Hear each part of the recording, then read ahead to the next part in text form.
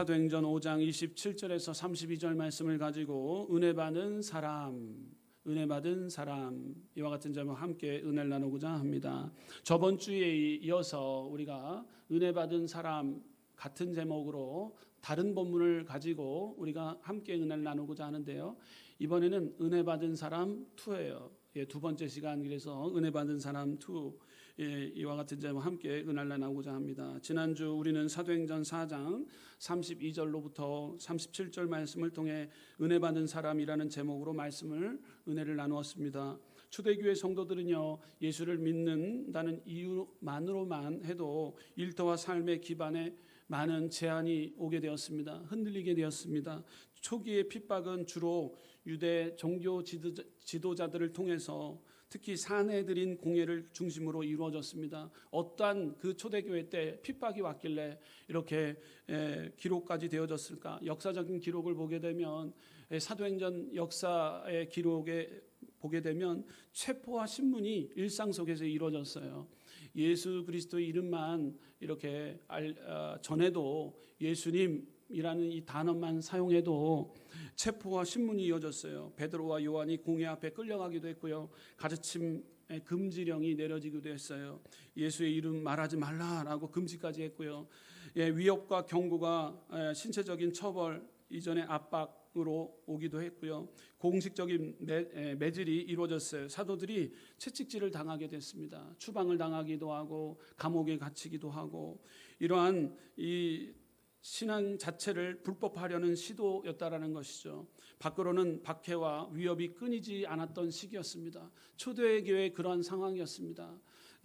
초대교회 신앙자들 성령의 기름 부으심을 받아서 모이기에 힘쓰고 마가다락방에서 성령의 충만한 은혜를 받고 온 유대와 사마리아와 땅끝까지 이르러 복음의 증인의 역할을 감당하겠노라. 하나님의 은혜 충만, 성령 충만을 가지고 우리가 삶의 현장에서 이제 복음을 전할 때 온갖 핍박과 시련이 연단이 찾아와지게 됐다라는 사실입니다. 그러나 그들은 어려울수록 흩어지지 않았다라는 것이죠. 우리가 저번주에 우리가 배웠지 않습니까? 초대교회 신앙자들은 어떠했을까요? 한 마음 한 뜻으로 신앙을 유지했습니다. 공동체를 이끌어가기 시작했습니다. 그리고 자기 것을 주장하기보다 나누고 베푸는 삶을 살기 시작했어요. 그 중심에는 사도들이 주 예수의 부활을 담대히 증언하는 일들이 일어나기 시작했습니다. 한 마음이 되었고 나눔과 베품의 삶을 살았고 증인의 삶을 살기 시작했습니다. 여러분, 공동체 안에서만 이것으로만 끝나는 것이 아니었어요. 한 마음이 되었고 한 뜻이 되었고 나눔과 베품의 삶이 이 교회 안에서만 이루어졌던 것이 아닙니다.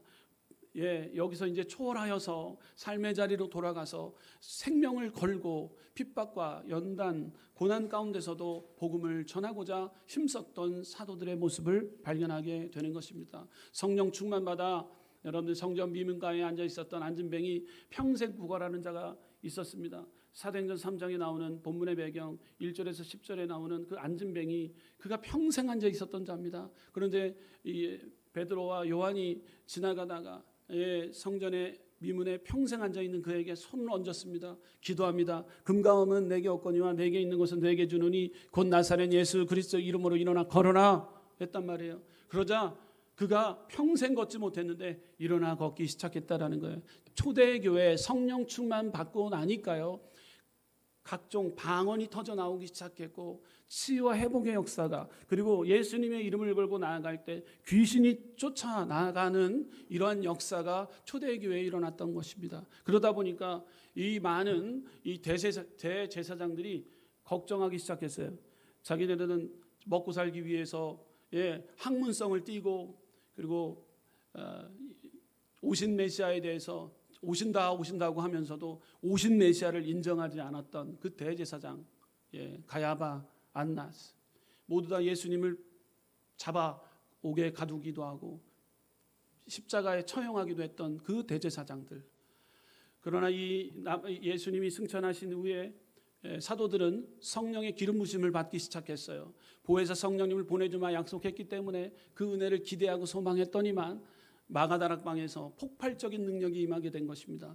120분노 성도들이 모여서 불안함과 두려움의 문제를 온전히 주님께 맡기고 기대와 소망을 품고 성령님을 우리 가운데 보내주마 약속하셨기에 성령이 임하기를 간절히 기도했어요. 놀라운 역사가 일어났어요. 폭발적인 부흥이 초대교회에 일어났던 것입니다. 그때 귀신을 제어할 권세가 일어나기 시작했고 손을 얹은즉 사탄이 떠나가기도 하고 치유와 회복의 역사가 일어나기 웅성웅성되기 시작합니다. 예수님의 이름을 걸고만 예수님의 이름으로만 가지고 나가면 놀라운 역사가 그 현장에서 일어나기 시작한 거예요.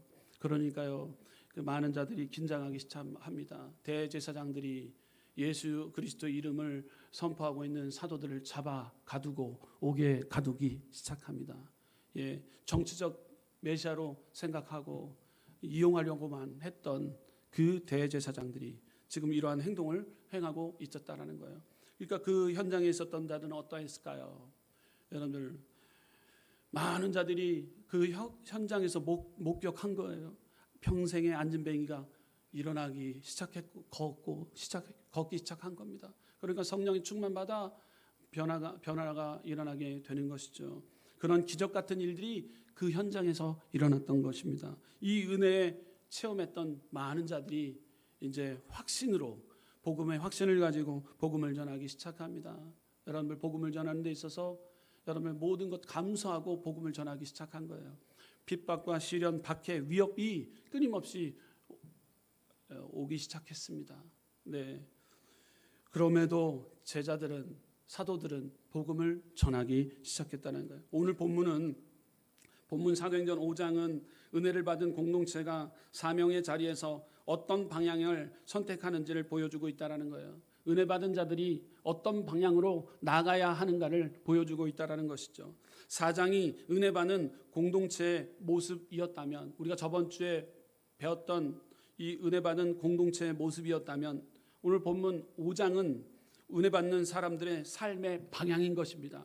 우리 안에서 하나 되고 우리 안에서 나눔과 베품, 우리 안에서 부활 증거, 예수님의 부활 증거하는 것 중요합니다. 그렇지만 5장은요, 이것을 초월하여서 이 공동체 안에서만 전하는 것이 아니라 바깥에 나가서 목숨을 내걸고 핍박과 시련과 위협 가운데서도 담대히 사도들은 복음을 전했다라는 사실입니다. 은혜 받는 자는 어떠해야 됩니까? 첫째, 은혜는 우리를 현실 앞에 침묵하게 하지 않습니다. 우리 한번 선포합시다. 은혜는 우리를 현실 앞에서 침묵하게 하지 않습니다. 입 꽉 닫고 있는 것이 아니라, 여러분들, 우리가 은혜를 받은 자들이지 않습니까? 생명을 걸고 복음을 전하기 시작한다라는 거예요. 여러분들, 움찔움찔거렸던 모습들이요, 담대함을 가지고 복음을 전하기 시작한다는 거예요. 사도들이 위협과 협박 가운데서도 목숨을 내걸고 복음을 전했다라는 사실이에요. 누가 우리에게 복음을 전했기 때문에 저와 여러분들이 이곳에 와서 앉아 있는 줄 믿습니다. 할렐루야. 예전에 교회 가는 것 어려웠어요. 핍박이 심했습니다. 협박이 있었습니다. 그럼에도 교회 와서 끈질기게 맞으면서, 누구는 교회 간다고 머리도 잘리고 아주 옛날 얘기만 한다고 목사님 그렇게 생각할지 모르지만, 여러분들, 그런 시대가 있었어요. 그런데 지금 너무도 편하잖아요. 북한은 어떤지 아십니까? 여러분, 예수 믿는다라는 게 발각이 되잖아요. 연자제로 인해서 가족 모두를 잡아갑니다. 지금 북한이 그런 상황입니다. 제가 95년도 때 연변을 통해서 북한 지하교회 보고 왔어요. 듣고 왔습니다. 그 실상을 듣고 왔어요. 그럴 때 얘기가요, 아직도 있다는, 1907년도에 은혜 받은 그 신앙의 이 선배들을 통해서, 여러분들 알다시피 북한 장대현에서부터 부흥의 불길이 이 한국 땅 가운데 임하게 된 것입니다. 북한 땅 이곳에서부터 우리 복음이 밀려오게 된 것입니다. 그렇기 때문에 그 복음의 1세대들, 2세대, 3세대 아직까지도 이렇게 지하교회에서 한번 잡히면 죽는 이 죽을 협박, 위험의 이 과거에 노출된 상태에 그들은 생명을 걸고 그 안에서 복음을 듣고 전하고 있다라는 거예요. 성경책이 있다라는 것이, 성경책이 있는 것이 아닙니다. 말씀을 구전대요. 그러니까 말로 외웠던 말씀을 그대로 구전해서 정말로 그 안에서 복음이 전해지고 있고, 찬양책이 번듯하게 있는 것이 아닙니다. 알고 있는 찬양 말로 구전으로 해서 찬양이 배워지고 가르쳐지고 있는 그 북한의 현실. 중국에서도 이제 복음을 전하고자 교수님하고 중국의 선교에 아주 유명했던 목사님 계신데 그분과 함께 교수님하고 목사님하고 같이 가서 복음을 그곳에서 전했는데 조선족들이 그렇게 많이 모이시더라고요. 7시간 8시간 되는 그 기차를 타고 가고 그 강의를 듣기 위해서 이 강의 시간이 끝났는데 여기 더 해달라고 도시락을 싸갖고 와갖고 그렇게 복음을 듣기를 원하는 조선족들도 제가 만나보고 왔어요. 여러분 우리는 얼마나 편합니까? 춥다고 교회를 안 와요? 춥다고 교회를 안 와요? 여기 보니까 한 사람도 없어요. 그런 분 한 사람도 없어요. 오늘 제일 추운 것 같아요. 여러분 추운 가운데도 여러분 이렇게 주님 전에 왔어요. 여러분들 북한은 추운 게 문제가 아니에요. 얼마나 우리 예수 그리스도를 믿는데 자유가 있습니까? 성경책, 찬양, 유튜버 모든 거 다 설교 들을 수 있고 찬양 통해서 다 들을 수 있어요. 여러분 우리는요 이렇게 자유가 있는 나라입니다. 여러분 그러나 우리가 복음 앞에 침묵하고 있다면 하나님 기뻐하지 않아요. 여러분 우리 하나님을 믿는 믿음의 그리스도인으로서 우리는 침묵하지 말아야 되는 것입니다. 할렐루야. 어떤 시련과 연단, 고난과 핍박 상황 가운데 처했다 할지라도 내가 믿고 있는 하나님을 우리는 전해야 된다는 거예요. 할렐루야. 여러분 오늘 본문의 상황은 매우 긴박합니다. 사도들은 복음을 전하다가 붙잡혀 공의 앞에 서게 됩니다.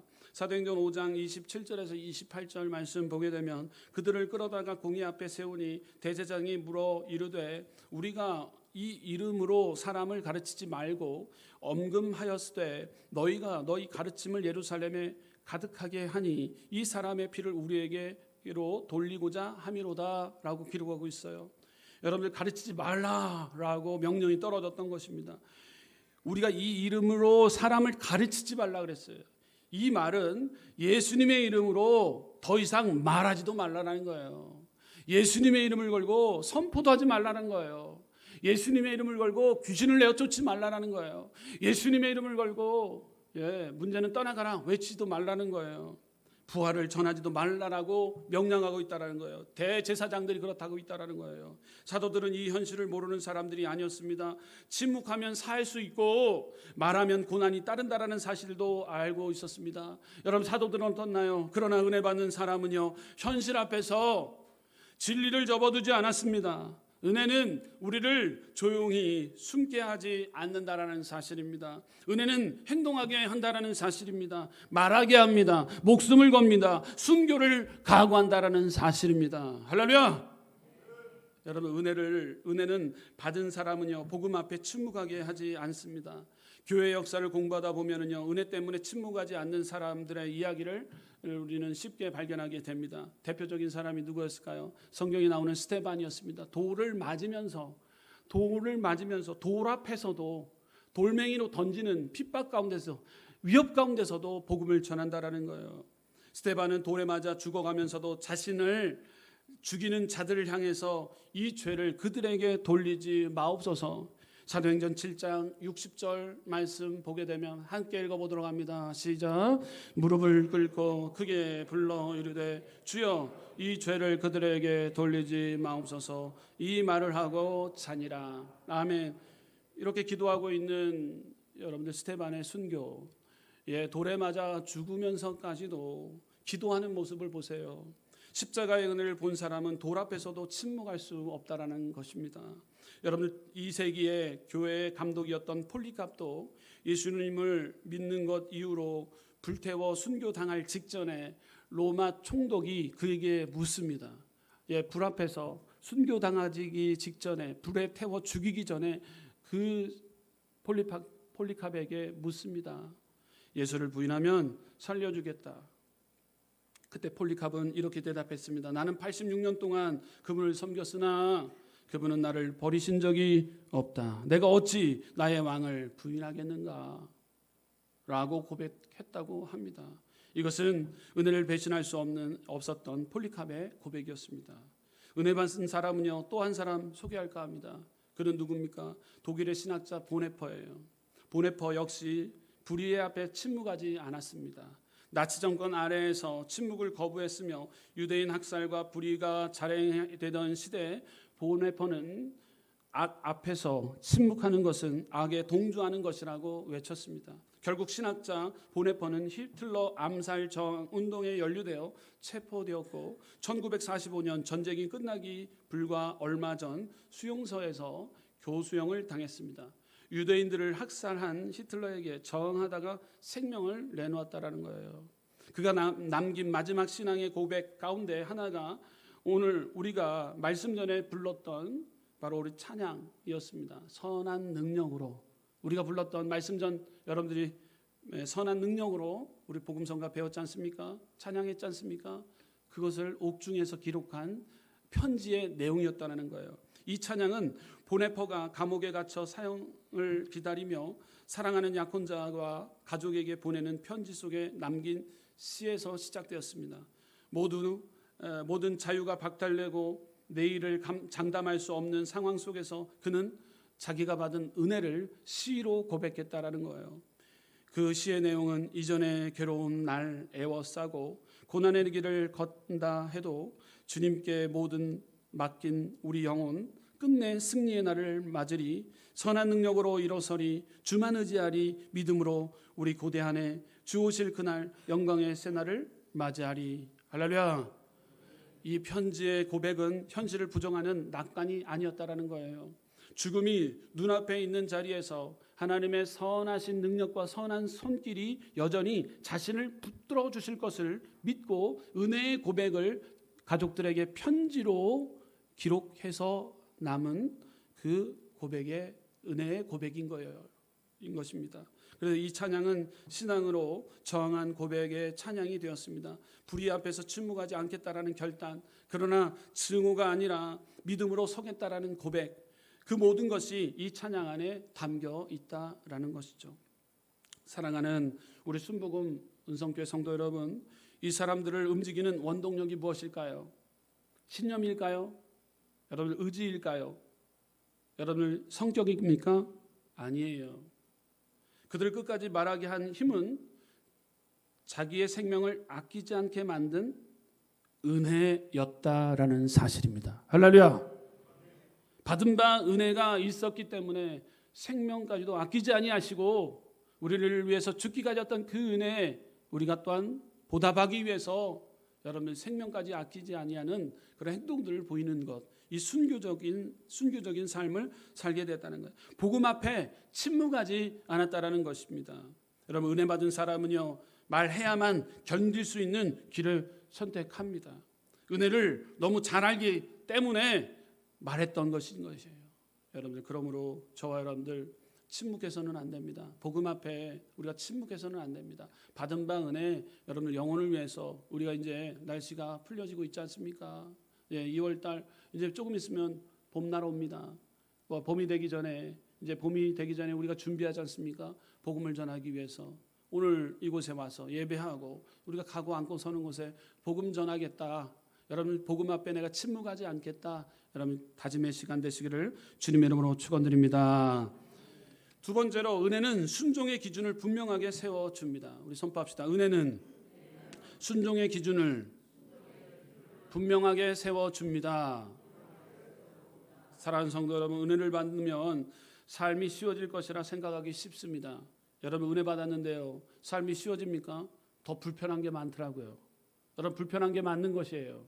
은혜 받으면은요 불편해요. 다 했던 것 하지 않게 돼야 됩니다. 여러분 다 하게 된다고요? 여러분 은혜 받은 사람 그렇게 하면 안 됩니다. 여러분 하나님께 우리가 은혜 받았다 하면 우리가 하나님의 법 율례를 지켜 행하고자 한다면 하지 말아야 될 것이 더 많아지는 것 같아요. 그럼 삶이 불편해져요. 은혜 받은 자들은 불편한 것입니다. 불편한 것이에요. 은혜를 받으면 삶이 쉬워질 것이라고 생각하기 쉽습니다. 그러나 성경은 말합니다. 은혜는 삶의 기준을 분명하게 세워줍니다. 우리 사도행전 5장 29절 말씀 읽도록 합니다. 시작. 베드로와 사도들이 대답하여 이르되 사람보다 하나님께 순종하는 것이 마땅 아니라. 아멘. 이 말은 위협 속에서 기준을 바꾸지 않겠다라는 신앙의 선언인 것이에요. 여러분 사람에게 좋게 하면 우리는 그냥 중간 이상을 삽니다. 생각했을 때. 그러나 여러분들 우리는요, 사람보다 그러나 하나님께 순종해야 된다고 하는데요. 이게 어렵지 않습니다. 쉬운 것 아닙니다. 이것이 불편한 것입니다. 은혜를 받은 사람은요, 상황이 아니라 하나님께 순종해야 함을 우리는 꼭 기억해야 되는 것이죠. 베드로와 요한은요, 침묵하면 안전하고 말하면 고난이 따를 것을 알고 있었습니다. 그러나 그들은 말을 합니다. 사도행전 4장 20절 읽도록 합니다. 사도행전 4장 20절 시작. 우리는 보고 들은 것을 말하지 아니할 수 없다 하니. 아멘. 우리가 보고 들은 것을 말하지 아니할 수 없다라고 베드로와 요한은 말하고 있어요. 침묵하지 않고 전하기 시작합니다.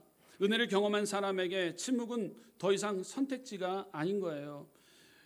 은혜 받는 사람은 순종의 대상은 사람이 아니다라는 거예요. 다시요. 은혜 받는 사람은요, 순종의 대상은 사람이 아니고 하나님이심을 우리는 분명히 알아야 된다라는 사실입니다. 할렐루야. 은혜 받는 사람은요, 상황이 바뀌어도 기준을 바뀌지 않습니다. 기준은 바뀌지 않아요. 사람은 환경이 바뀌면 생각이 바뀌고 기준이 흔들립니다. 환경은 늘 기준을 타협하라고 유혹합니다. 유혹에 쉽게 넘어집니다. 기준점이 흐트러지게 되면은요, 초점이 맞추지 않게 되면은요, 0.4격, 여러분들 군대 갔을 때 0.4격 하지 않습니까? 초점이 맞지 않으면요, 다 온데 찍히는 곳이 다 탄창이 맞춘다고 하는데 다 다른 데 맞아요. 기준점을 가지고 오른쪽으로 두 번째 쐈을 때 그러면 왼쪽으로 옮겨야 되겠다. 그게 또 밑으로 떠졌으면 위로 올려야 되겠다. 그러면 정확하게 표적에 맞추게 되는 것입니다. 기준점이 중요해요. 기준이 흔들려서는 안 됩니다. 여러분의 기준은 하나님 아버지 말씀이 기준이 돼야 될 줄 믿습니다. 여러분 하나님의 말씀이 기준 되어질 때 적당히 타협할 수가 없어요. 어떤 유혹이 왔을 때 말씀이 하지 말라라고 우리 마음에 울려 퍼지기 시작합니다. 그러나 우리는 세상 가운데요, 그냥 쉽게 타협할 때가 있습니다.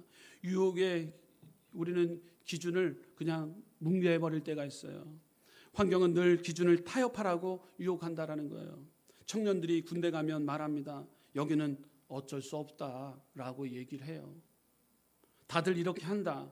그래서 기도의 자리가 줄어들고 말씀의 기준이 뒤로 밀립니다.